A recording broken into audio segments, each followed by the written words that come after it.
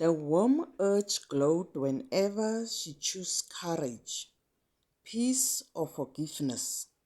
It grew brighter each time she overcame fear, spoke her truth, or protected her heart.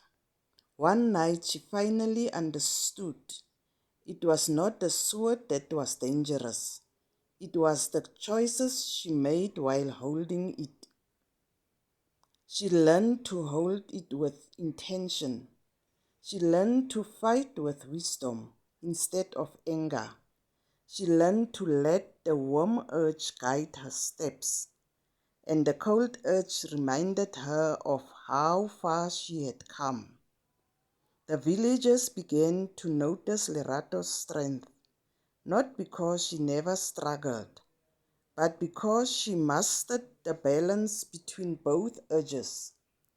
And from that day on, Lerato was known as the girl with the dangerous sword, but as the woman who learned how to turn her pain into power. Yes.